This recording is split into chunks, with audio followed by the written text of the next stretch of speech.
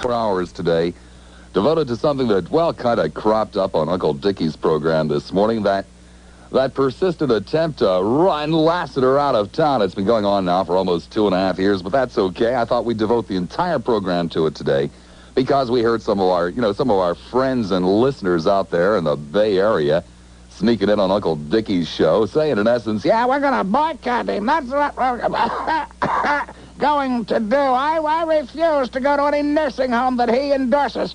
I refuse to use any oxygen supply house that he endorses. I refuse to use any walker that he endorses. Because I know better. That's right, I know better. I know what the people of Tampa Bay should be listening to. I know better than anybody else.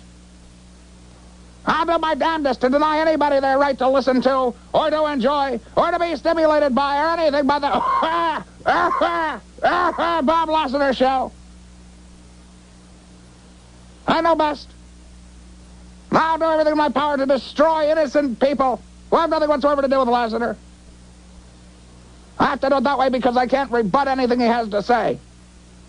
But I'll do my best to silence him.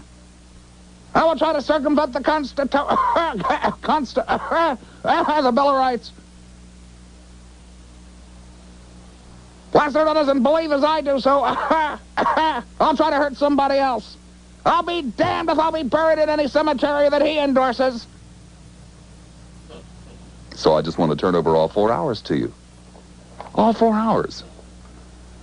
Allow me to wholeheartedly endorse a few things before we go on with the program, okay? Since that lying, miserable old biddy out there said she wouldn't touch anything I endorse, okay, first and foremost, let me endorse the Bible.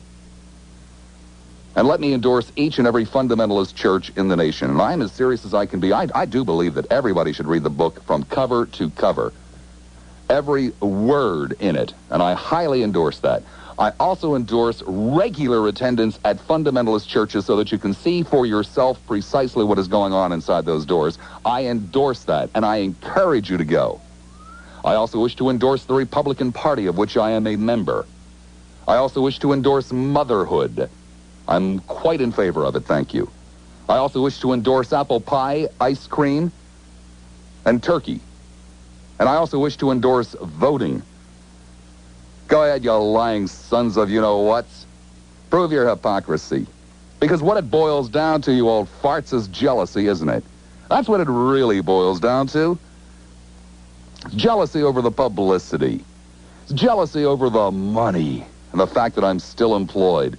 It's jealousy over the numbers, the ratings. By the way, you old farts, the latest Arbitrend shows this station way up. And the other one, pity poo. That it's killing you, isn't it? It absolutely is eating you alive. It is making you miserable. And the best thing, you see what you don't even realize is I'm the best thing that's ever happened to your life. I give you a reason to live. Because obviously you have nothing else to live for than these 4 hours a day. It keeps the blood pumping. I mean, how some of you are even so sick that you can't even stand the fact that I'm married. That kills you.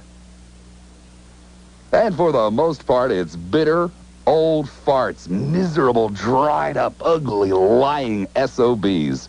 Like Bryant in St. Petersburg. Well, I'll tell you, Dick, right after the first of the year, several 100,000 people will boycott you and your station and all the advertisers, and will destroy tens of thousands of lives just so we don't have to listen to Lassiter. Because we're Christians, Dick. Of course, that's why we're holding off till after the first of the year, on Christ's birthday, season of peace and forgiveness, Yeah, Brian's proof of everything I've ever said on this program. He's also the stupid fool of one of the last times he called. He was going to pray for me. Guess his prayers didn't work. I'm still here. So now he's got to try something else. So this program will be devoted to you several 100,000 people who want to debunk anything that I have ever said, if you can. It's an absolutely open, wide open invitation. You can have as much time as you want, as much time as your respirator and bottle of oxygen will allow, to explain things like, explain why the show has the ratings it has, to explain why you listen to it, to explain why you've never been able to get rid of me, to explain why you've never been able to challenge me on anything I've ever said. So I want you to promote your boycott. Let the audience hear who you are. Come public if you've got the gazangas. Hey, there's no need any longer to cower under the table behind closed drapes, pinching your nose. Hello? Hello, Sunshine, Termite, and Pest Control? I want to cancel my service. Well, all right. What's your name and address? That's none of your business, Click. Nah, you don't have to pinch your nose anymore. You can be a man or be the woman that you say you are. Also, by the way, let me explain the economics and the realities of this business to you, okay? Okay. I don't like endorsements. I do some because I believe firmly in them. But I don't need them. I get a salary. Simple as that. And what it boils down to, boys and girls, is if you want the numbers in this business, in this market, then you need Lassiter. If you want large numbers of upscale listeners, there is but one place to go. WFLA and Lassiter. And that's the truth. So I'll give you the telephone numbers now, you miserable old farts, to just boycott away. If you got the gazangas. And if you don't worry about it. I have a large selection of kazoo favorites to play while we're waiting for you to, kind of mosey on over there to the telephone and with a trembling finger, dial the numbers. It's 9909. Should do that slower for some of you, huh? Got your crayons ready? That's 9, 9, 0. 9, 3, 5, 2. If you're in Pinellas County means that you're closer to the Gulf. That's Pinellas County over there. So if you can see the Gulf from where you're living, you're probably in Pinellas County. Therefore, you would want to dial 4, 6, 1, 9, 3, 5, 2. Okay? Okay. 17 minutes after the hour of 12 noon, I'm Bob Lassiter. And here's an extra added little bonus, and this is true to the best of my knowledge. There are in town today big wigs in the corporation that owns this radio station. I mean big wigs. And to the best of my knowledge, there are advertising agency representatives from Atlanta and New York in town listening to the show. Just as an extra added little bonus, okay? So, 4 hours. You babies got it. 4 hours to justify why Lassiter should disappear into thin air. Joe in Tampa, hi, you're on the air at WFLA. I'm glad to get you on the air because there's a couple things that I want to mention. Well, of course, they have to do with what I'm talking about. Well, I would hope so. I've been hanging on since the earlier show, but I'd rather be able to talk with you about it because I think you give me the honest opinion. You're here to justify why I should be taken off the air. I think that you are... You are here to justify why I should be taken off the air, correct? No, as a matter of fact... Whoops, too bad, Joe. You held on foolishly. My friend, you talk about what we're talking about, not what you want to talk about, unless we say it is open. Tough luck, Joe. There's a line open in Hill, but only if you want to justify why I should be taken off the air. Let's go to Bryant in St. Pete. Could it be? Yeah. Bob. Hello, Bryant. Hey, Bob. Oh, it is. This is Bryant. I have a bad cold, so forgive the voice.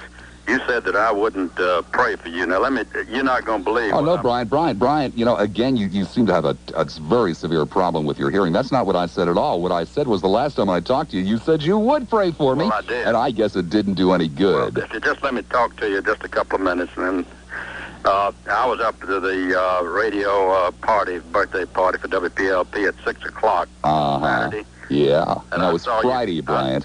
Well, Friday, whenever. Friday, Anyway, yeah, whenever, I know. You came, I guess, to pick Days up. all kind of meld together when you don't have anything to do, huh? Bob, now maybe I can put something over or whatnot.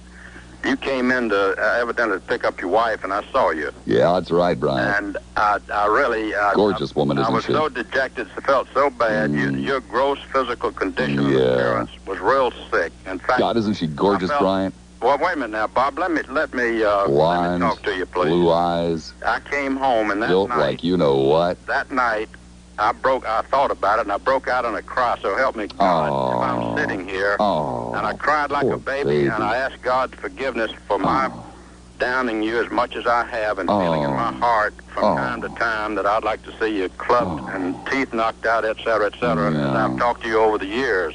Yeah. Oh, what a good I Christian. still feel that way, but I've asked God to forgive me. Now, that makes it okay, doesn't it, Brian? On this boycott, I'm glad your men are in town because... Oh, they are, Brian. Rick Norman got it exactly backwards. He built it up like this boycott. Brian, it's Dick Norman. Dick Norman got it backwards. He said that this boycott was against Lassiter. Now, you don't think that we... No, he didn't get it backwards, Brian, because I heard the call, too. Well, the several 100,000 people in the Bay Area that you're going to get me off the air. You don't think that we would be so stupid as to go only against you. Brian, I know how stupid you are. We're going against station WFLA, and I don't have to think a moment about your stupidity, Brian. I'm glad they're in town because...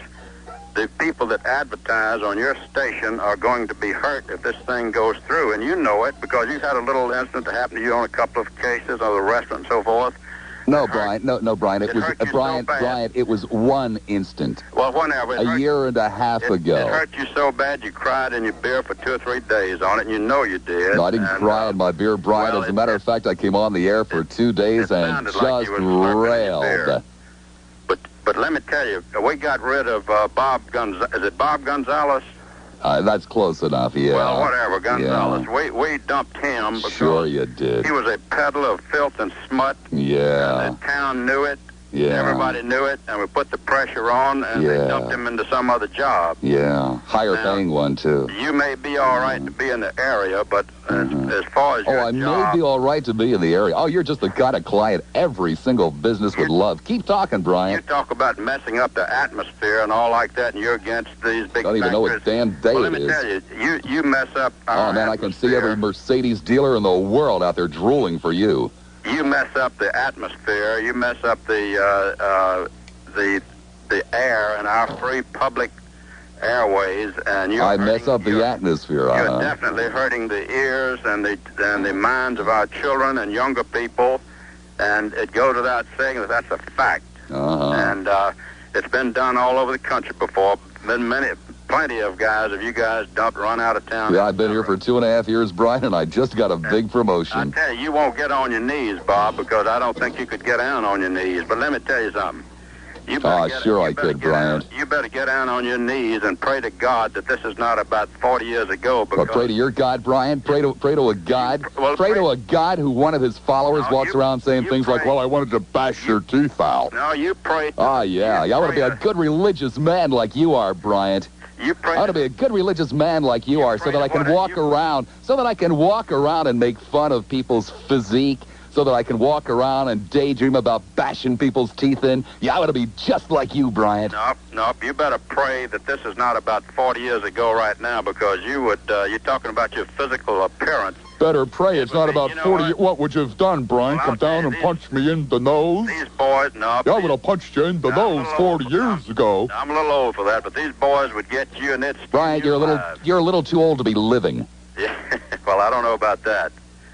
But you certainly better. You just don't have a decent thought in your head.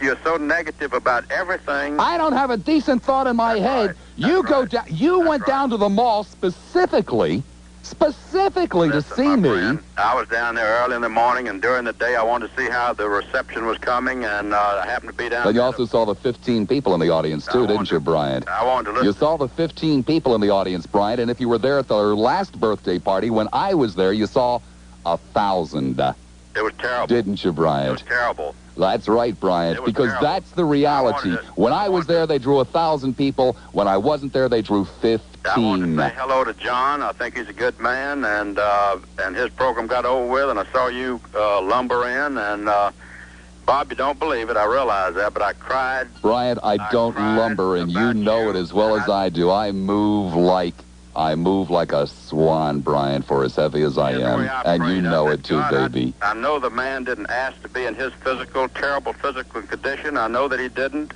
and I think that he takes it out on the public because of his gross, terrible appearance. Right, yeah. Really, that's the way I prayed to God. Oh, jeez, you're tugging at my heartstrings, Bryant. You're such a good Christian, such a good man, yeah. You tickle me about your Christians. You think that every Christian's got to be absolutely guilt-free, absolutely no sin. You think that all Christians are supposed to be exactly like Jesus Christ. You've got to be out of your mind. You think that you can read the Bible. You think that you can read the Bible, and here you are. Who do you have read it to you, Bryant, or do you have one of those talking Bibles? Here you are, a bulk of wisdom. You know all about it because you read the thing a couple of times. You have no faith. You don't understand it. It's too deep for you, Bob. Oh, no, Bryant, I understand your faith completely. Bob, I understand your faith completely. The Bible is too deep. So you want your God to forgive you so that you can walk around being one of the most despicable human beings to ever grace the planet, and then go home and in your self-righteousness, with tears streaming down your cheeks, say, "Oh, God, forgive me for my shortcomings. Don't send me to hell so that tomorrow I can go out and be as despicable again." You're not a human being. I've gotten in fights. I'm not a human being, Brian, huh? I've gotten in fist fights. What the hell would you know about humanity? I've gotten in fist fights in my life. Oh, I'll bet you have. Yeah, I'm going to punch you in the nose, because I'm a big tough guy. Let me tell you something. I've gotten in fist fights in my life and go home and cry like a baby. I'll bet you've gotten in fist fights in your life, you pig. Well, you haven't. You haven't because I don't think you're a real man. Oh, really, Bryant? It's just like I think you grew up sitting in a chair, eating chocolates, reading. Jealous as hell of that babe of mine, aren't you, Bryant? Jealous as hell. Jealous? Oh, jealous as hell as the money in my pocket, aren't you, Bryant? Jealous as hell, green with envy. Bob, you and so ahead, sick that you don't miss one of my shows, Bryant. Your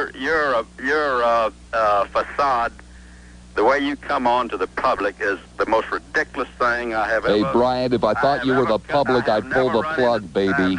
I've never run into this in 70 years in my life. Anybody is obnoxious. What about the first 23? Uncalled for. And we're going to dump you, Bob. Yeah, just like I told you the other day. You're on your descent. Right. Popularity. I know. It's what you told me a year ago and a year before that, too, Bryant. It takes us a long time, but yeah, sure does. Meanwhile, my stock just keeps going higher and higher and higher. You're on the descent. You'll get a pretty good mark in January, but after that, you're on the descent. Right. Take it from somebody who knows. Right, somebody who knows. Bryant, you don't know your... Bryant, you don't know your ass from a hole in the ground, Bryant.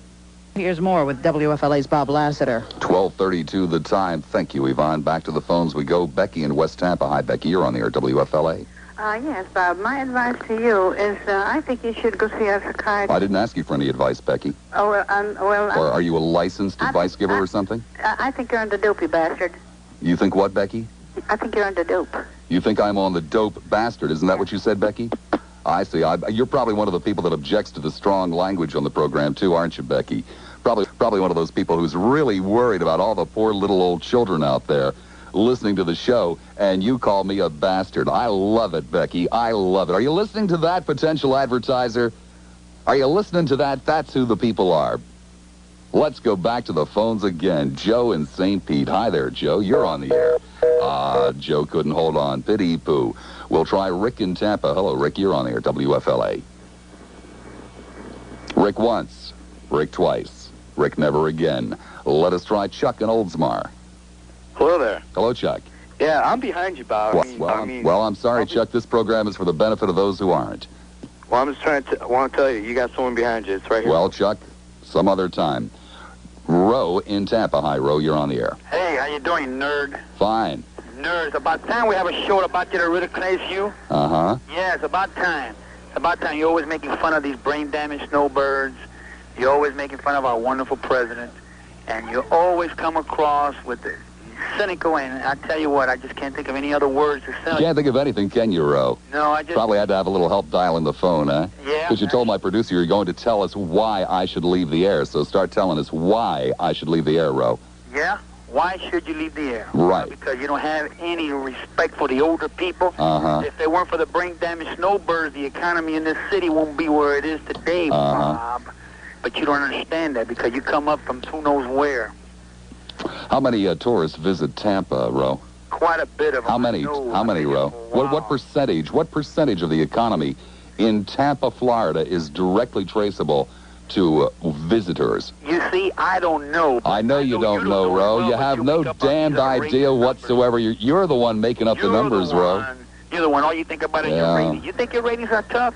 They are, Ro. They're twice as good as anybody else's. Twice, Ro. Well, you know why the ratings are tough? Yeah, because I'm good, baby. I am so good that even you listen. I'll tell you later. I'll see you later, Bob. Right, Ro. On the air, WFLA. How you doing, Bob? Fine, Tony. Good, good. The reason why I think you should be dumped, first of all, I think you speak with forked tongue. Uh-huh. How's that, Tony? Know why? Yeah, I do want to know why, Tony. Okay. I want an example. Okay, I'll make an example out of yesterday's show. Uh-huh. During the summit meeting, right? You had a discussion on it, and all of a sudden you were talking like a conservative, which you're a liberal.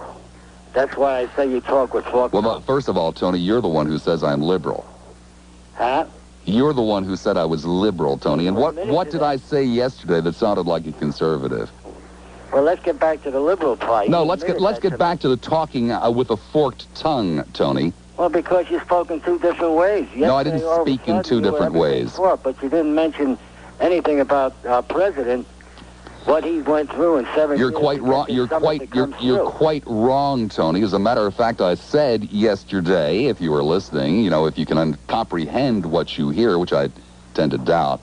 What I said yesterday is that I supported the president on this, didn't I, Tony? That's right. That's right, Tony. With forked tongue. Uh-huh. Right? How's that speaking with a forked tongue, Tony? You can't speak both ways.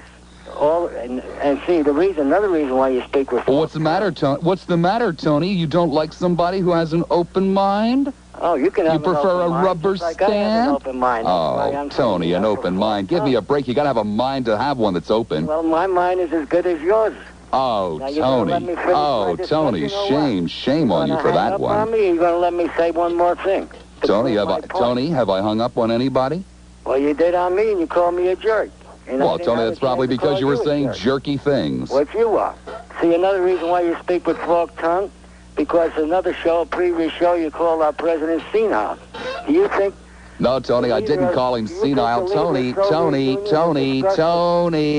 What I said was that Ronald Reagan was showing signs of senility. Isn't it? Okay, isn't that what I said, Tony? We both agreed. Then why did you lie, Tony, and say that I'd called the president senile? Right. Why did you lie about that, Tony? Tony, why did you lie about that? Why did you lie about what I said, Tony? Huh? I'll say it one final time, Tony, because now I'm starting to lose my patience. Why did you lie? I want you to hang up on me. Goodbye, Tony. John in Clearwater. Hi, John. You're on the air at WFLA.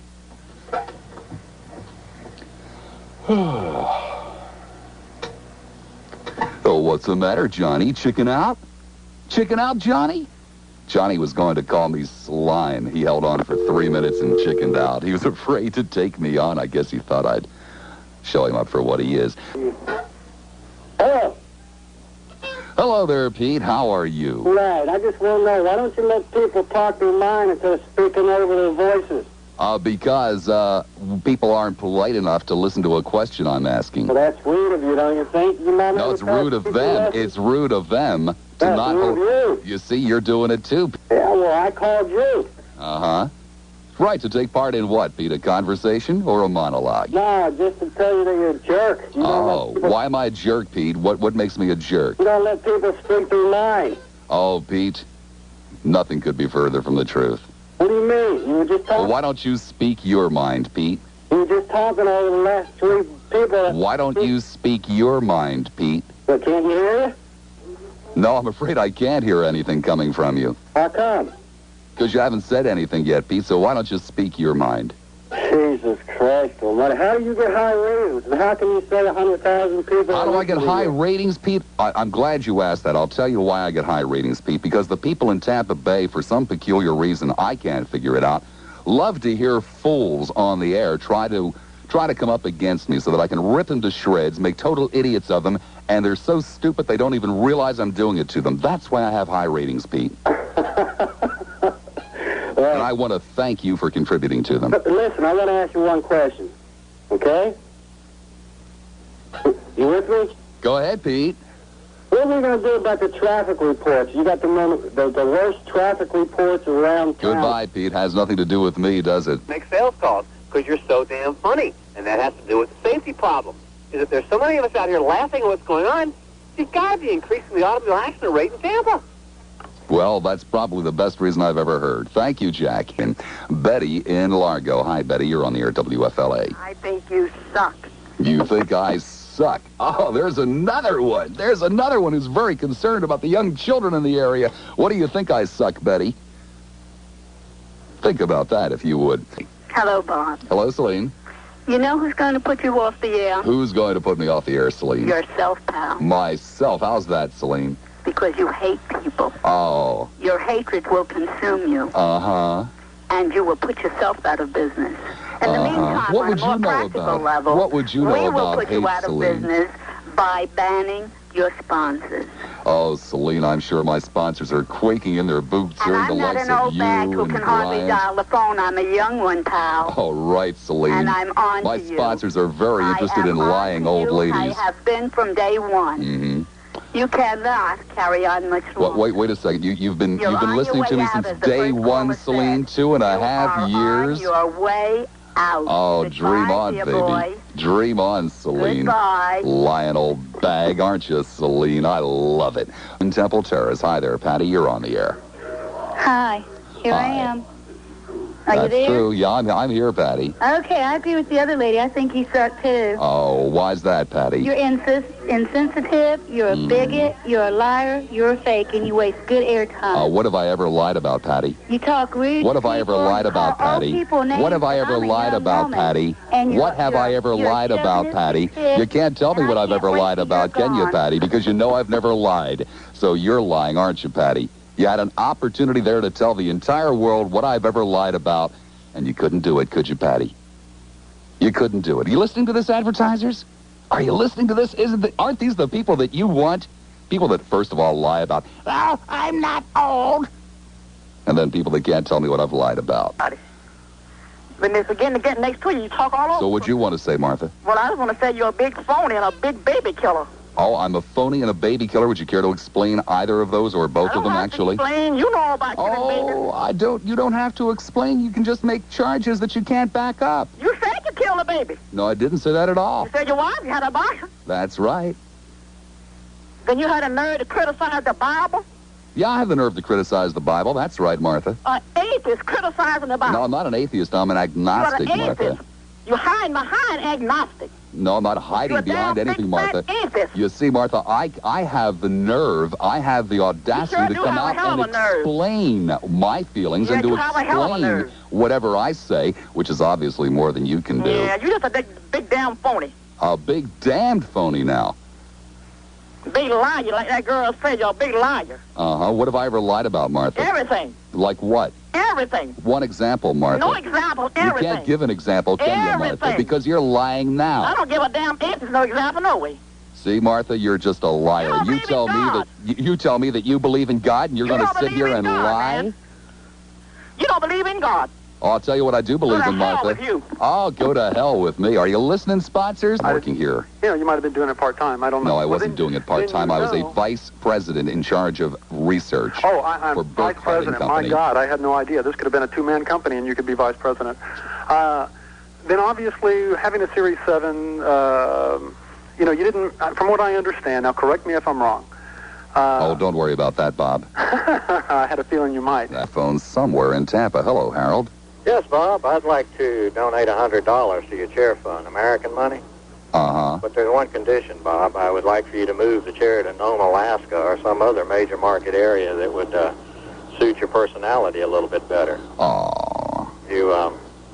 evidently you're the worst kind of bigot, Bob. And, how's that, Harold? In that respect. How's that, Harold? Back up that statement. Okay, the reason I say that is a bigot is a person that doesn't like something or someone, and rather than pick a select group, you dislike anyone that doesn't share your point of view. You use your admirable voice, I admire your voice, to overpower the people and their opinions, and often put words in their mouths that they didn't say. In your particular diocese. That's right, George. Okay, why don't you say that instead of saying... George. You gave me the impression... George. I did, George. Yeah, but you gave me the impression, and a George, lot of other people, I can't help it if you're dense and stupid and you only listen to half of the story. That's not my fault, George. Is it? No, your fault is that, like I said, you're a bigot because of your upbringing, and you're dangerous to people, you know, like me, who happen to believe a certain thing, and you take back I'm dangerous to you. Wait a second. I'm dangerous to you because I believe differently? No, because you... Then why am I dangerous, George? You tell lies about what I believe. I tell lies about what you believe? Oh, no, George. I don't know what you believe. I've only told you what was taught to me. Richard in Tampa, hi, you're on the air. Richard's a subhuman pig, didn't hold on. Howard in St. Petersburg, hi, Howard, you're on the air. Howard didn't hold on either. You see, these people just don't have the courage of their convictions, and for the moment, the board is absolutely empty. That's okay. I am prepared for that, because we will devote the entire 4 hours. And while we wait for the board to fill up again with people who want to justify my dismissal here, I'll entertain you with a few kazoo selections. Let's start with this old favorite.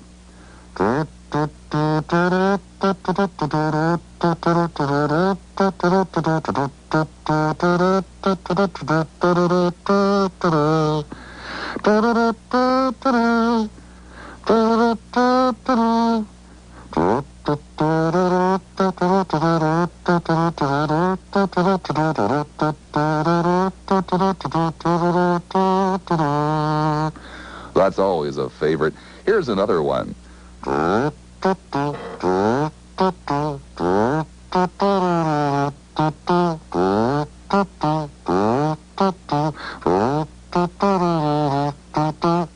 Oh, now we have lots of calls.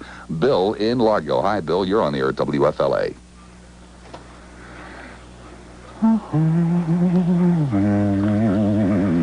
Hey, Bob? Yes, Bill. Bob? Yes. How you doing? Fine, thank you, Bill. I just called to say you got good shows. Get off my phone, Bill. Howard in Seminole, you're on the air. Yeah. The guy that you said hung up on you. Go ahead, Howard. Well, first of all, I want to say that you do suck. Hey. Hi, Bob. Hi, Bill. Why should you be taken off the air? Because you're a liar. Oh, how's that, Bill? Did you, what was the university you attended? VCU and Old Dominion universities. Well, what was the one you used to lie about, and you did a real good job, had everybody convinced? Oh, you're talking about the University of Pennsylvania. And of course, the only way you know that I never attended the University of Pennsylvania is because I told you. WFLA's Bob Lassiter. Thank you, Yvonne. This is all very confusing. You see, the last caller said my show wasn't very uplifting, so I should be taken off the air for that.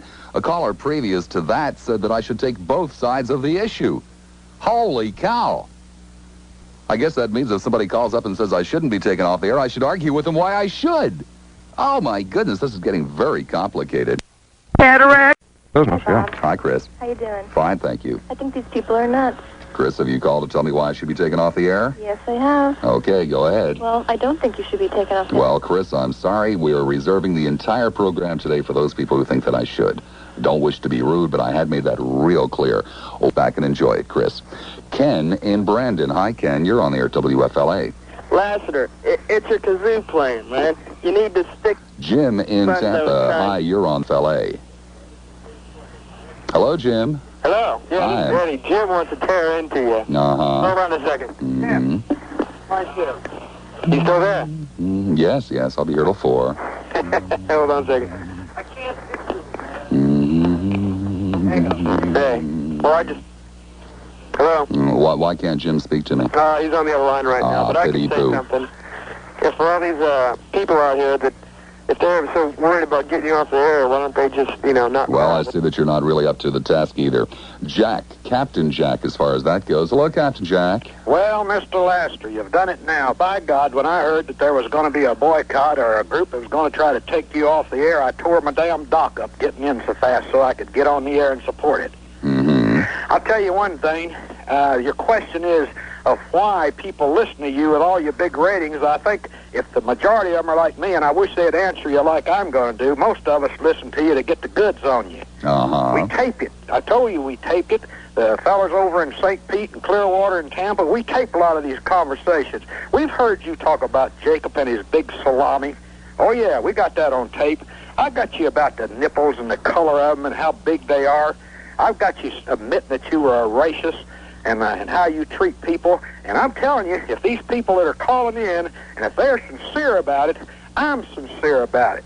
And you know I am, because I'll show up. And I want them to show up, and I want to tell them right now... Where do you want them to show up, Captain? Down at that station. Just like old Dick Norman said this morning. What time would you suggest? Well, I don't know about suggesting it, but let me go on and... Why not lead it, Captain? Well, you're a leader of men as a captain. Yeah, but you understand, I've made some remarks about my northern friends, I'll call them now, about the way they talk and the way they look. But it's time for us to get together. We've got to get together, all this, like that other call a while ago about us people that talk like Southerners and like that black lady that you... Well, no, Captain, I'm very intrigued. You being a leader of men, I think that you should be the one to bring this together, to bring it to a head, and I really do think you should give out an appointed time and an appointed place for a meeting of all the Lassiter detractors. Well, I'm not so sure that... waving their little tape cassettes and all that kind of stuff. Want me leading it. I mean, there's whatever. people out there that have got, that are really book smart and intelligent and things like that. But what we need to do is organize, get together, get a committee, form, elect officers. Well, Captain Jack, we'll even make the conference room here available to you for this committee meeting. What time do you want to hold it? Well, that's what Norman said, and I want to warn all the people that show up out there. Bring your own Norman said he was going to supply cookies and coffee. Well, I'm going to bring my own donuts and my own cookies and my own coffee because I know what happened the last time I was down there. I was sick for about a week, and I'm just telling the people that show up down there, don't eat anything they give you and don't believe anything they tell you. You see? And that's how we got to do it. We got to stick together on Well, what time do you want to meet, Captain? What time do you want this committee to form? Well, I think it's time for the people that are calling in. We need to start talking about this. How about 10 o'clock Thursday morning, Captain? Will that be, acceptable for you, 10 o'clock tomorrow morning? Well, I see now you pushing. What you're trying to do now... 10 o'clock Friday morning. You're just trying to get a small group down there. What we got to do now is... Captain, you're the one that said you wanted, a little committee first. Well, now, I'm not. I'm coming right in. See, as I said, I just now come in off the water. I was listening out there, and I heard this lady this morning on old Norman's show, and I heard old Brian or whatever, and them type of the people, and we got to, we got a plan. We got plans, but we got to get together. All of us get together. Let bygones be bygones. All of us, as I said, the Southerners and the Northerners and the blacks and the Cubans. Well, how about a nice rally just to start things off. 10 o'clock Friday morning, the corner of Jefferson and Jackson. Okay, well, nice rally. Wait a minute now, Bob, you're pushing us. Give us a chance for the next couple of days and all to talk and get organized, and next week would be good. I mean, see... get all those wheelchair, ready buses. I got to get my boat taken care of, and we got things to do. But you know I'll be there. Now, you can tell the people, you know I'll be there. Well, pick your time and date, Captain. Well... and I'll even promote it for you. I know you will. I want some other people out there, though, to get in on this and get on the bandwagon. There's a lot of people that are calling in, talking, and I want to see if they're like me. By God, talk is cheap. I want people to show up. I don't want them just calling in and, and saying, they need a leader, Captain. They need to be told where and when. Well, Norman said he'd do that. Norman said he'd make it available for us. Norman wasn't suggesting he was going to be the leader. He just said he would make the facilities available to you. You are a leader of men, Captain. Give them a date. Give them a time. Give them a place. The people of Tampa Bay, Captain, are eagerly awaiting your leadership. No, they're not. Now, see, they're not either. Now, if I'm elected, that's one thing by my peers. But if you try and put, I know what you're trying to do. I know exactly. There's a lot of people that resent me, and I don't want to come in there and say I'm taking this thing over. No. There's people. I give people out there from New York and all credit that they know how to handle committees and go by the Robert's Rules of Orders and things like that. And that's what we got to do. We got to have some people like that. Now, you're backing down, Captain. You're backing down. What kind of a leader are you? I'm a good leader. Well, Captain, give them a date, a time, and a place. You're getting involved in our meeting right now trying to tell us how to run it. And we don't need that. Well, Captain, that's because you don't have a talk show. You don't have a radio show. Yeah. I mean, you can't get the word out to massive numbers of people. I'm trying to help you, Captain. What I want you to do, what time is it? 2 o'clock or 1:30 or something? Yeah, it's 1:41, Captain. I want some people to start calling in and tell me that they're going to be there. That they will show up. Beware. Huh? Beware. And when? At your station, like when? Well, whenever Norman wants us to be there. He set it up. He said he would set it up in a meeting room. Monday at 10. How about that? Monday morning. Monday morning, 10 o'clock. At Monday morning at 10 o'clock at your station at 801 Jackson.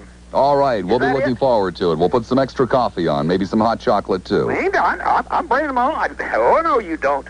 I'm just telling the people, all right, now, of course, I see what you do. From Kimmons Coffee Service. It's very good. By having it during the Monday morning, you're cutting out all the young people. See, I know what you're trying to do. You're just trying to get old people there, and you can say, well, that's the only ones. But there's a lot of young people who have to work and can't be there. You understand? Well, maybe they could send in some letters. Maybe you guys, you young people that are working and can't maybe Jack Ellery could organize that end of it. You young people that are listening out there can't make the meeting, send some letters into that station. Tell them you support us. And all you other people out there... Yeah, tell them you're supporters. See what he's trying to do? All you other people out there that feel like I do, if you show up, Jacob, you get your salami over there, too. And all the other people out there, show up. I'll be there.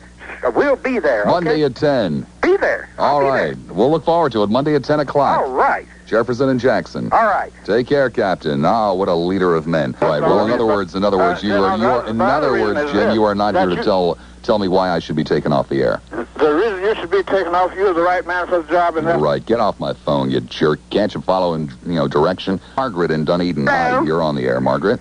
Yes, I have 6 words to say why you should be off of the air, and I'd appreciate not being interrupted. Well, I'm sure you would, but it all depends on how insulting they are or how, untruthful they are. Well, 6 words. Mm-hmm. You're egotistical. Mm-hmm. You're nauseous. Necessary quality You're for the job. disgusting. You're despicable. Mm-hmm. You're inhuman, and you're uncouth.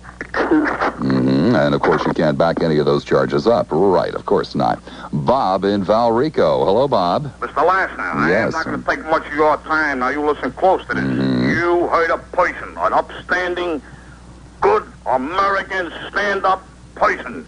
That's why you got to go, Mr. Lassiter. He was the supervisor of 50 different jobs. He was a lieutenant in the artillery doing the fast...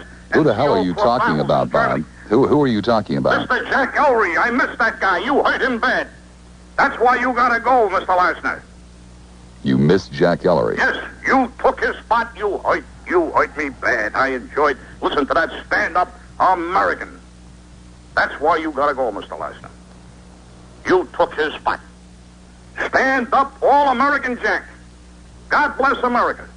Oh, my God, we miss him. Now he's only a water boy. He works 2.5 hours a week. That's a shame. He's got to go to St. Louis. He got to go to Jersey Street and Staten Island. He got to go to Thompson Street in New York. Maybe get beaten up there, too.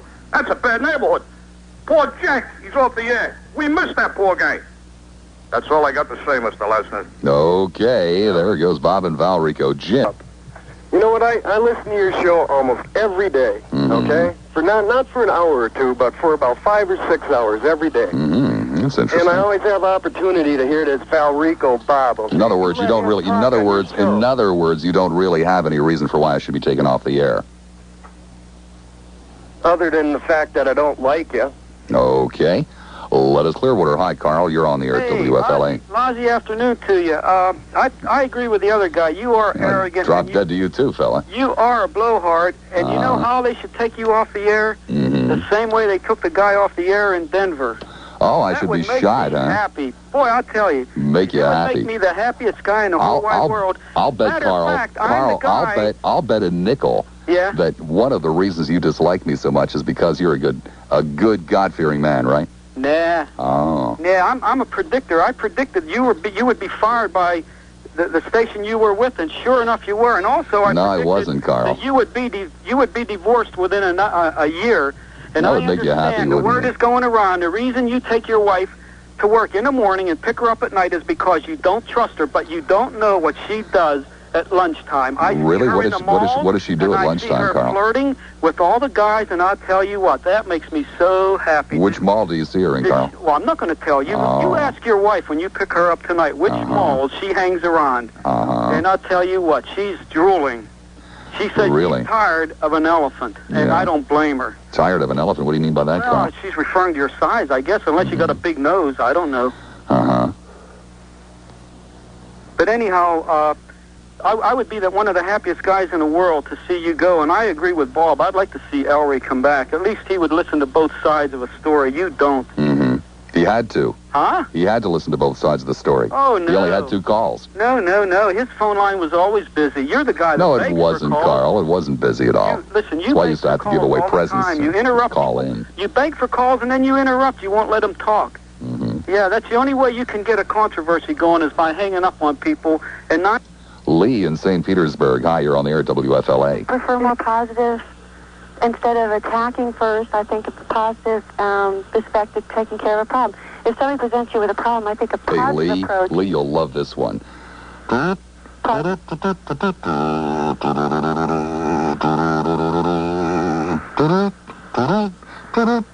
didn't know you could do that, too. That's talented. Anyway, you can tell Captain Jack that I'll be there at 10 a.m. 10 a.m., okay. Singing Life is Just a Bowl of Cherries. A nice, uplifting, positive, let's get Lassiter out of town rally. Jacob's brother. Get on with it quick. Well, I'm sorry. I can't really say too much to defend you, but I should at least come on the air and explain our situation. Gary in Tampa. Hi, Gary. You're on the air at WFLA. How do you do this for 4 hours a day talking to these idiots? Bye-bye, Gary. You got to pay attention to directions. You know, the directions are very, very important. Think about that, people. Russ in Tampa. Hi, Russ. You're on the air at WFLA. Hey, Lassiter. Yeah? Yeah, I don't like you because you know, I don't have a kazoo and I can't play along. Furthermore, I don't care. Oh, Russ was trying to be cute, too. He can't follow directions either. I tell you, it really shouldn't be all that hard, should it? Yeah, well, you know, I believe in that you're an atheist. And you're going to rot in hell one of these days. And another thing, you always... Well, gee, John, shouldn't that be punishment enough? Excuse me? Shouldn't that be punishment enough? No, but you're always cutting down people. How would you like if we were Bob Lassiter and you called and we cut down you? There is only one Bob Lassiter, John. Well, where is he at? Sitting behind a microphone or something? Right, talking to the world. Oh, yeah, well, you know, I just don't think it's right because everybody else who calls, you're always cutting down them, but we don't cut down you. You know, it just don't seem right. Everybody else who calls, everybody gets cut down, you know. How would you like if we cut you down? Go for it, baby, if you can. But you're not good enough, John. You see, that's why you don't have a show when I do. What do you mean I ain't good enough? Just what I said. Oh, well, I tell you, we could all cut you take down. your fingers... Well, try it, John. Well, let me ask you this, first of all. We had a call here today, and you said the guy to bring in $100 and give it to the general manager, right? That's right, and as soon as you guys bring in a total of $5,000, bam, I'm gone. I'll take the money and go to Nome, Alaska. Well, where do I come? 801 East Jackson Street, John. That's a cut down, ain't it? No, it's not. It's contribution. I'll bring in $5,000 right now, and I'll lay it, and everybody would love You to see, John, there you go, lying through your teeth again. If you had $5,000, John, you wouldn't know what to do with it. Hey, I could buy better things with $5,000. I could I see. So you're not going to come in with your $5,000 like you just told us you were going to do because you're a liar, John. You don't have $5,000. How much you bet? You don't know what I do for a living. Well, bring your money in, John, before 4 o'clock. Otherwise, you're a liar. I'll be there, and then I want to shake your hand for calling me a liar. Okay, John. All right? Okay. All right. John, one thing that I think you should be aware of. What's that? It's a felony in the state of Florida to write a bad check, and I will try to cash it, John, and if it bounces, I will prosecute. A bad check? Well, bring it in, John. I could lay 10 down if I wanted. Well, bring it in. I think you should be off the air because you're a chronic liar. Oh, really? Why don't you point out one of my chronic lies? Okay, you've mentioned several times that the draft board did not call you, that for some reason that there was some mix-up, that the draft board didn't call you. No, it's not what I said at all. I said I've been drafted 3 times. In the St. Petersburg Times, you told the reporter there that when you went to take your physical, that your height and weight was such that you kind of shrunk up. That's right. I took 9 pre-induction physicals and was drafted 3 times. You also mentioned that you shrunk up your weight or your height a little bit. So, that's correct. I was measured. I was measured between 5'9" and a half. I was measured between 5. I was measured between 5'9" and a half and 6'3", and I am actually 6'1" and a half. Well, which one was the lie? You were lying either on the air numerous times or lying to the reporter. Well, gee, Frank, I guess you wouldn't have known unless I told you, would you? Or, excuse me, Jim, you wouldn't have known unless I told you, would you? What I was pointing out, Jim, what I was pointing out was just how incredibly unfair and slipshod the entire system was, Jim. That's what I was pointing out, and you can't deal with it, can you, baby? It was a slipshod system, wasn't it? We're on one piece of paper. One piece of paper, a man could be measured between 5'9" and a half and 6'3", and nobody noticed. That was the whole point of it, Jim. Can't deal with it, can you, lover? That simply because I listened to a few of your shows. Now, don't try to say, well, just don't listen anymore. Well, then you shouldn't use the word constantly, should you, Dan? That was a very poor choice of words on your part, wasn't it? Is that what you think, Bob? Well, it would have to be, Dan, because constantly implies constantly. Constantly. All the time. How about if I change the phrase to the times? Well, why don't you just admit to using a poor choice of words? Just admit to that. All right. That you don't have a very extensive vocabulary and you use the wrong word. You've never done that in your entire life before because you, of course, are used to being on the radio and that. And those that aren't... Oh, I have no problem at all admitting when I've made a mistake. Okay. I have no problem with that at all. Why won't you? Okay, all right. Let me say I have made a poor choice of words on the occasions that I have listened to you. You have made me nauseous, along with, I'm sure, many. You have probably promoted the sale of Tums, any antacid, something like that, because you sicken people with what you say. Of course, you know for a fact that there is no such product as Tums antacid, don't you? Just another thing that you're making up. That's good. Just another thing that you're making up to try to make your point. That's right. I'm not... well, I don't talk to fabricators, Dan. Bye-bye, 252. The back to the phones. Bob in South Tampa. Hi, Bob. You're on the air at WFLA. Bob, the biggest ass in Tampa. That's your new name. Uh-huh. I've had it with all your comments. Nothing in this country is good enough for you. You cut down everybody. You cut Reagan down. You say we should cheat on the Russians. You say that the God... Why are you using a phony voice, Bob? Are you ashamed of who you are? No, I'm not ashamed of Then why are you using a phony, forced voice? I'm not using a phony, forced voice. See, now you're starting to lie, Bob. You're getting yourself into trouble now. This is where I'm from. I'm from South Mississippi. And I talk like this. I smoke about... Nobody talks like that, Bob. Come on. You're lying, man. You're getting yourself in trouble again. Lying, right. Yeah. Sure. What, are you ashamed of yourself? Why should I be ashamed of myself? I don't know why. You must have some reason. That's why you're trying to use this phony voice. Of course. It must be something that you're ashamed of. Why would you say that? I just told you why I did. Do you also have a hearing problem? What? Huh? Let us go next to Randy in Lasco County. Hi, Frank. You're on the air at WFLA. Hello, Bob. Yeah, Frank. This is old Frankie buddy here. I got a few things to say to you. Everything you say is a smoke screen. Uh-huh. What's that mean, Frank? Everything, all right, when what the does that smoke mean? goes up, you run in every different direction. Well, could you be a little bit more specific? All right, like, you don't like American veterans' opinions. No, that's not true, Frank. I love American veterans' opinions. I don't like stupid American veterans. You're with Gorbachev. Mm-hmm. You like Gorbachev and the big boy's no good, right? That's what you say. Well, which big boy are you talking about? You talking about the big guy? Oh, yeah. Pardon me. But don't you always say that Reagan's no good and Gorbachev's better? No, I don't always say that. As a matter of fact, I've never said that. Too bad. Ruby in Seminole Heights here on the air at WFLA. Hey, Bob. Yeah? I think the reason that we want you off the air, because you're very, very rude to people, you know? Mm-hmm. You really don't give nobody a chance to talk. We've been having a lot of talk hosts, and we never had no problem. You've been having a lot of talk hosts. What are you, a prostitute or something? What? Well, we had a lot. We had a lot. How many talk hosts have you had, Ruby? What's that? How many talk hosts have you had? Well, before Jack and the other guy, I don't know what his name is. Well, you don't even keep track of their names, Ruby? Well, I can't be taking the track of everybody, but what I'm talking about, you're nasty with everybody. That's not nice. Now, if you want to keep yourself a good damn job, why don't you have a little courtesy with people. Ruby, I have a 3-year contract. I don't have to sweat keeping my job. Wait a minute. I don't think you're going to be able to make it January the 1st. Well, I don't care what you think, Ruby. I got a 3-year contract. I think you're going to ship you back where you came from, honey. I doubt it very much. You doubt it? Well, don't doubt it, honey. Well, because they can fire me, but they have absolutely no authority to ship me anywhere. Let me tell you, you don't have no diplomacy whatsoever. You're supposed to go to college again and have a little bit of more diplomacy. I don't know that diplomacy is something that is taught in college, Ruby. Because, you know, you're very... And on top of that, I'm not a diplomat. Taught them short and they say... That's being ignorant. That's no having no education whatsoever. I'm a black woman. I tell you the damn truth. I know how to use my diplomacy. And I didn't have the schooling you had. Well, it's amazing you haven't displayed any diplomacy whatsoever during this call. What? You have... Try to read my lips. You have not displayed any diplomacy whatsoever during this call. Well, because I tell you the truth. You don't give nobody a chance to talk. Mean right to listen? What is that supposed to mean, Ruby? Well, you better go back to college, man. That's all I can tell you. Kiss my ass. Okay.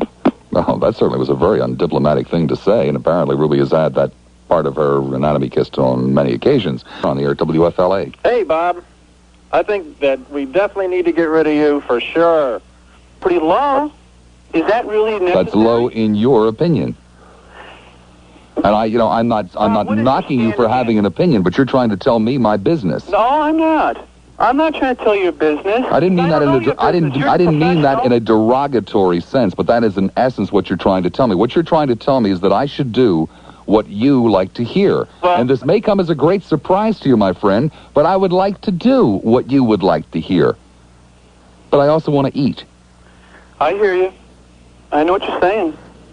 WFLA traffic report. Gary, I understand it's a little rough up there today.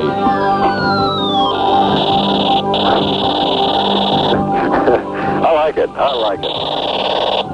I love the smell of napalm in the morning.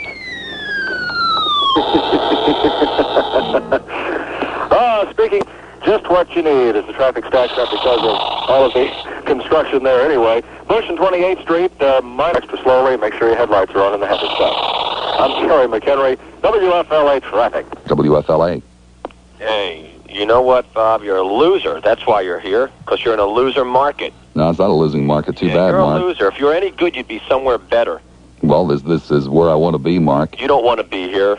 I'll beg your pardon, Mark. I beg your pardon, it is. If you wanted to be here, you wouldn't be putting down everybody and every Tom, Dick, and Harry out here. You're a loser. Well, Mark, I can only assume that you are a loser. I am far from a loser, well, and Mark, I rarely listen Mark, to you. You're the one that's calling it a losing market. I've never called it any such thing, but I guess that's the way you feel, being a loser, living in a losing town. Well, let me tell you something.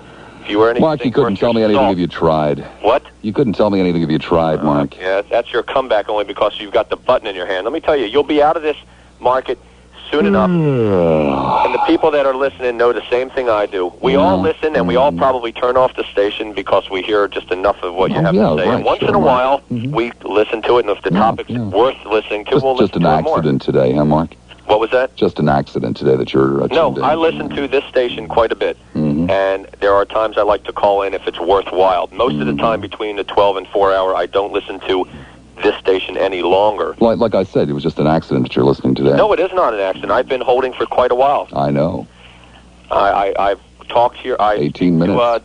Different stations. I enjoy this station when Norman's on it, and I enjoy when Webb's on it and Ellery's on it. I used to enjoy it at the 12 to 4 hour, despite Dick Norman when he was on. When was the last time you held on this long to talk, Mark? Because I wanted to get my opinion. No. I said when. I said try to read my lips, Mark. When was the last time you held on this long to talk? 10 minutes isn't a long time. It's a hell of a lot more than 10 minutes, Mark. So what? What's the big deal? Answer my question. When was the last time you held on this long to talk? Probably a while back, maybe when I was waiting to talk on the Ted Webb show. Yeah. But maybe not this long. You're right. I hung on a little I know longer I'm right, Mark. I know I'm right. Joe at Launch Complex 39. Hello, Joe. Yeah, I'm out here at the complex, and got a ticket for you to get on the next ship out, so that you can. Another blowhard liar. No. Wait a minute. Don't go running your mouth off until you know what's being said. I got a ticket for you to have a trip for you to have a beautiful view and have planetary intercourse with space. That is, take a flight. To Dick in... You absolutely realize that you're a whore. Oh, how long have you been clairvoyant, Dick? Now you're inside my head. Now you know what I think. I see. Interesting. Yeah, I do, Robin. It's no, very you don't, clear. Dick. You're a jerk. You're a jerk, Dick. And like I point out to you, where is your dial set, baby? A couple of things why I think you should be off the air. First of all, you do not allow your callers to complete what they have to say. Oh, I couldn't agree with that less, Ed. 3:50 the time. Gary McHenry flying around in the dangerous skies with a WFLA traffic report.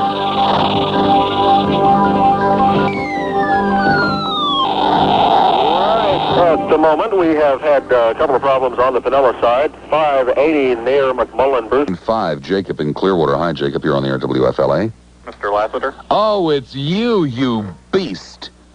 Mr. Lassiter, I called to talk about how nasty you were to the Reverend. Well, how about talking about what you did to poor Irma? Mr. Lassiter, what are you talking about? She called the show on Saturday, Jacob. I know what went on. She talked about how the lemonade was very bitter. She talked about... It's always bitter, Mr. Lassiter. She talked about how the demon did not appear on the television screen, but popped up from underneath the Bible that was in your lap. She did not. I heard what she said. Then you also heard her say that you were sweating like a pig and all out of breath when she came to, and her clothes were all askew. Well, then we didn't hear the same thing, Mr. Lassiter, because that is not what she said. She was That is indeed what she said, Jacob, you beast. I'll tell you who the beast is. I think you ought to check yourself for Mark of the beast. Where would you like me to check, Jacob? Anywhere you want, Mr. Lassiter. Uh-huh. Would you care to recommend a place I might start? Always start at the top. Uh-huh. Beast. You were very rude to Reverend George, and I don't think that was necessary. He was giving great wisdom if only you would listen and accept the Lord Jesus Christ as your Savior. I might say the same to you, beast. Where is poor Irma now? She's at work. She's at work. Well, at least she was able to gather herself together again to go to work. For those of you who were not listening on Saturday, Jacob called at 12:30 to tell us about how a demon had appeared to poor Irma and how she had passed out from just the sight of the demon. Well, a little later on in the show, Irma called and told us about the demon. That's right, Mr. Lassiter.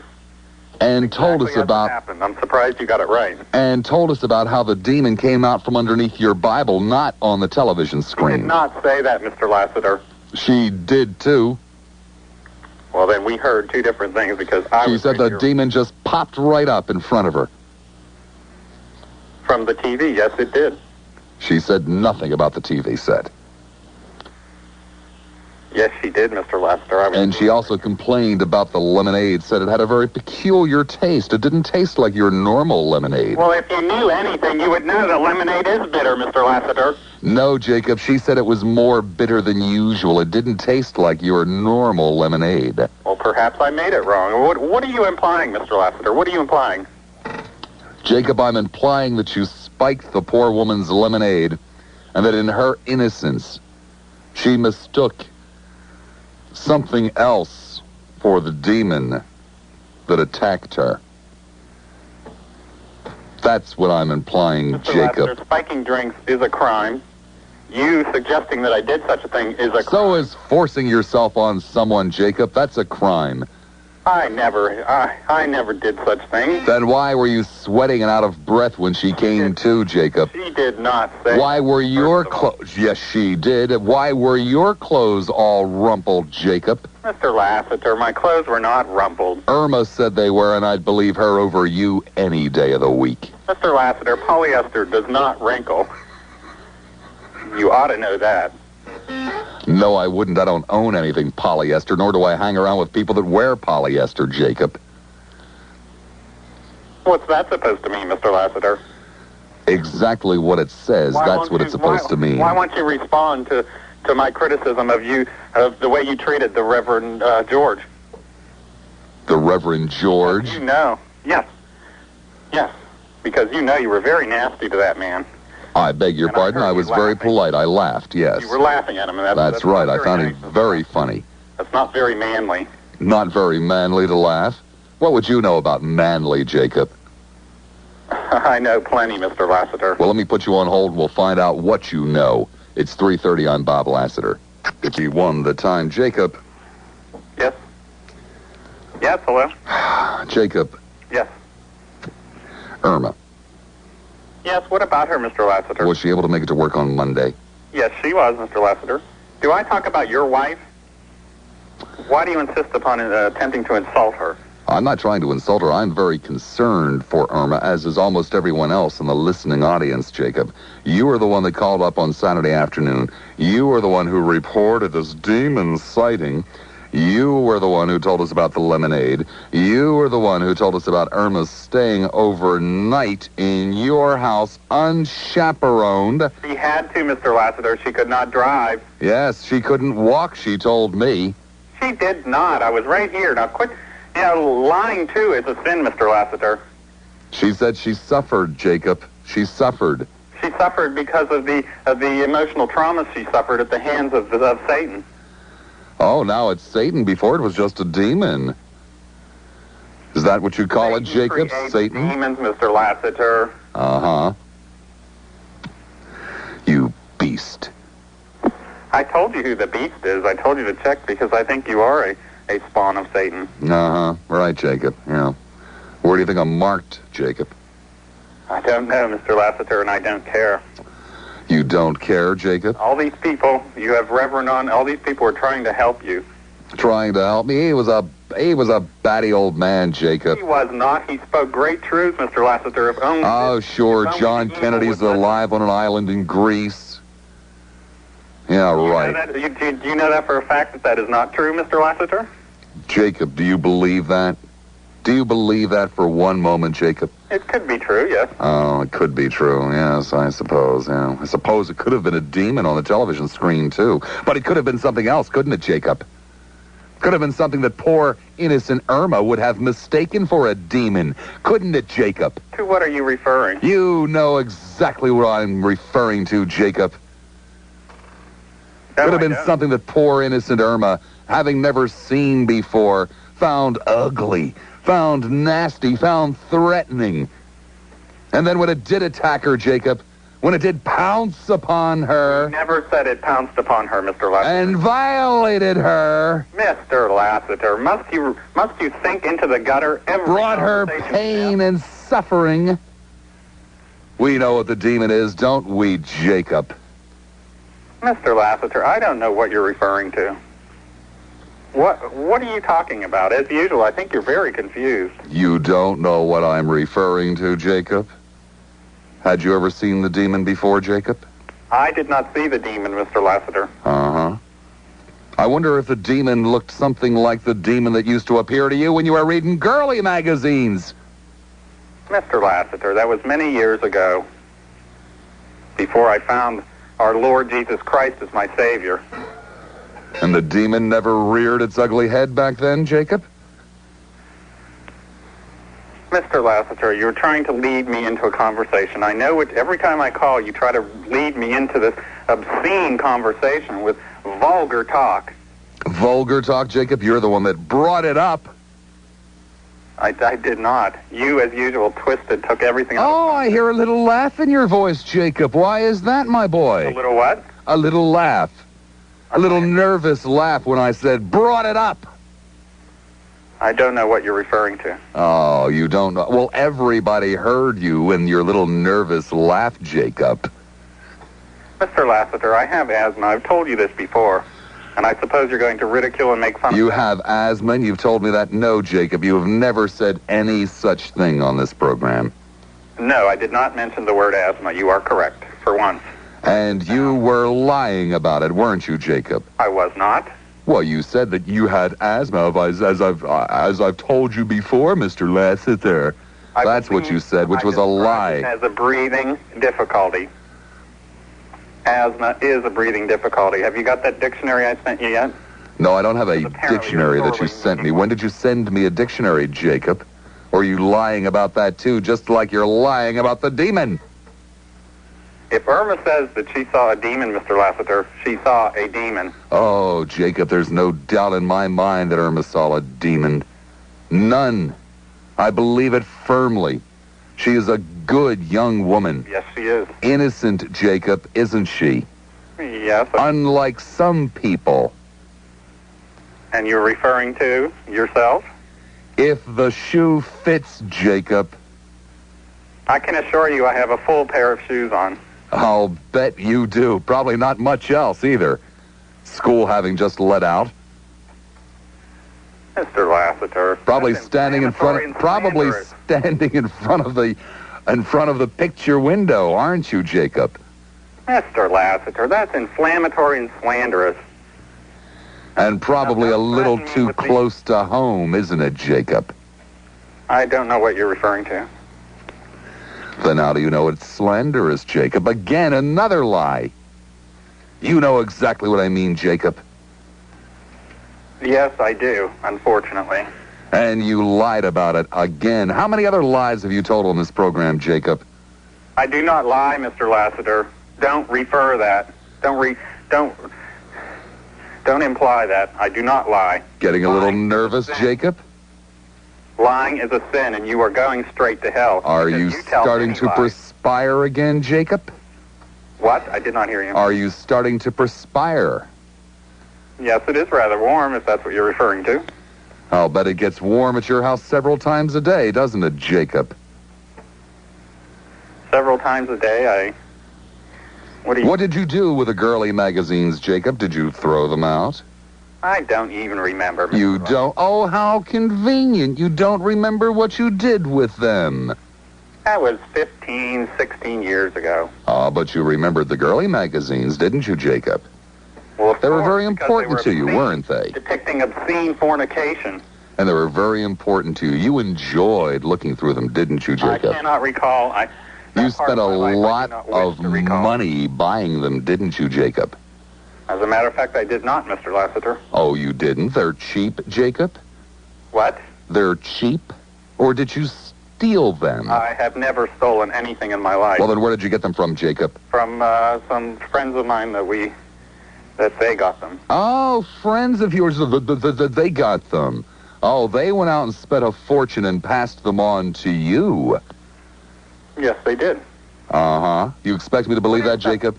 What is the point of this, Mr. Lassiter? I want to know where the girly magazines are, Jacob. That's ancient history, Mr. Lassiter. Where are the girly magazines? I have no idea, nor do I care. Oh, I see. Uh-huh. You don't care. Right. Well, why should you care now that you have Irma to abuse? I do not abuse that woman, Mr. Lassiter.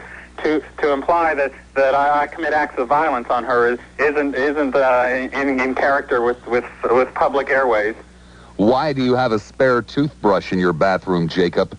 Mr. Lassiter, do you need personal lessons on personal hygiene? I want to know why you have a spare toothbrush every once in a while, and I happen to have an extra one. Oh, isn't that convenient? Well, it turned out to be convenient, yes. Uh-huh. And just happen to have a spare bed all made up and ready to go. Mr. Lassiter, I told you I have many bedrooms in my home. I have a very large home. Uh-huh. And people frequently just drop in unexpectedly to stay overnight. No, they do not. Well, then what do you need with all the bedrooms, Jacob? Because the home came with these bedrooms, and that's it. You could have just closed the door. You didn't have to go out and buy all those beds. Mr. Lassiter, again, your lack of taste is showing. When one furnishes a home, one must complete the decor. Uh-huh. I know lots of people, Jacob, who have spare bedrooms that don't have beds in them. And what does this mean to me? This means nothing. Well, what it means to me, Jacob, is that you must have been expecting some action. You know what I mean? I have family that comes from up north that come and visit me. That's action, as you say. Well, I can't wait to talk with Irma again. I don't think she'll be calling you, Mr. Lassiter. You were rather lewd with her. I was not. I was not. I was very concerned for the young woman. I asked her some questions that she freely answered. Yes. And I think we all who heard that conversation, I think we all, each and every one of us, came away with an understanding as to what truly happened at your den of iniquity on Friday night, Jacob. I told you what happened, and you twisted it into the foul, obscene story, as usual. Right, Jacob. It is baseless and not true and a lie. Well, call us again sometime, Jacob, when you're not stuttering. Gary McHenry with the WFLA. Gary, what do you think about all of this? I'm sorry, I can't even follow this. It's so lewd. By the way, this traffic report is sponsored by McDuff Electronics and Appliance Centers. Aren't demons supposed to have horns on them? Well, Irma said the demon was rather pale and shapeless. Oh, because I thought she had said it was screaming at her because, well, never mind. She said it was cold, too. Bill in St. Pete. Hi, Bill. You're on the air at WFLA. Hey, this here's Bill down here in St. Petersburg. Uh-huh. Hey, listen, you talked about that Russian fella, and he just left here a few minutes ago, and you said you like him. Yeah, that's true. Yes, I do like him. Would you? He's a very likable man. Huh? He seems like a very likable man. Well, that's kind of like liking a thief come in and rob your house. Well, no, I don't quite believe it is. No, I don't see the analogy there. Well, he's the enemy. No, I don't have any enemies. Maybe you do, Bill, but I don't have any enemies. You don't have no enemies, none. Well, perhaps Ellery, but beyond that, none. Well, it seems like there's some folks that don't like you. They call up and want to take you off the air. Well, I beg your pardon. They're not my enemies. Perhaps I am their enemy, but they're not my enemies. Those people actually make me. Those calls. Yeah. Those kinds of shows, they make me. I don't understand what you mean. They make you. They make you mad. No, they make me money. They make you money. Money. Well, how's that? Well, you get mad and they sue and then you win. No, no one sues. The ratings go up, and consequently, so does my income. So then you like them people then? Love them. Well, that don't make no sense. That's like they don't like you. Well, that's their problem. But I love them. But that Russian fella, he left a little while ago. Yeah. Yeah, I was watching that on TV. You said something about bowling a while back. Bowling? Yeah. I don't recall saying anything about bowling today. Well, you said I'd take up bowling. And I told you I did. Oh, you mean quite a while ago? Yeah. No, I thought you meant like earlier today. No.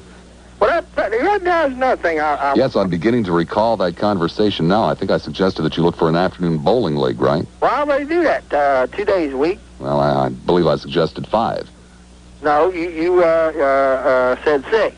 Oh, I was covering myself for Saturday. I must have been confident for that Saturday. Then you said something about going walking or something. Most Saturdays, I'd welcome your call.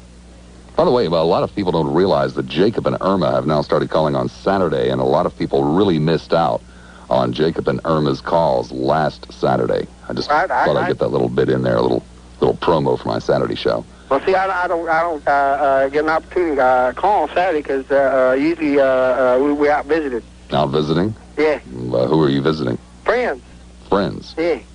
On Saturday afternoon? Yeah. We get together and sometimes we'll play dominoes and some other good things. Uh-huh. Horseshoes, I assume? No, that can't throw them no more.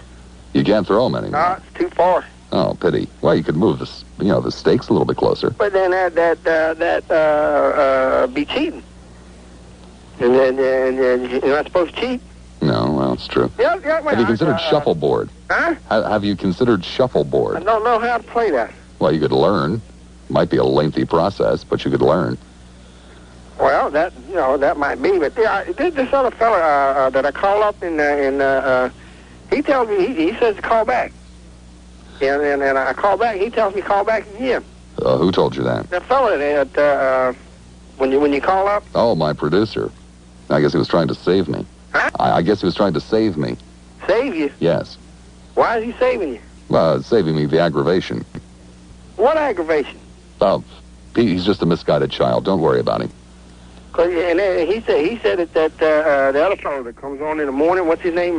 Dick Norman? Yeah, Sick Norman, right? Yeah, he said that he didn't want me on the air. Really? Yeah. Huh. You believe that? Son of a gun. Isn't that's ridiculous, ain't it? It sure is. I can't understand why he'd do that. You know, anybody's supposed to be able to call up and talk to you. Well, I give you a special number that will get you on the air. I swear to you. Special number? Yeah. Do you have a pencil handy? Wait a minute. 0 Yeah. 5 7. That is known as the bill line. Anytime, that is your private number. Talk to you. You sure can. I do have to caution you about one thing. It is not equalized. So I am going to sound a little high and squeaky. Kind of something like this. Well, me,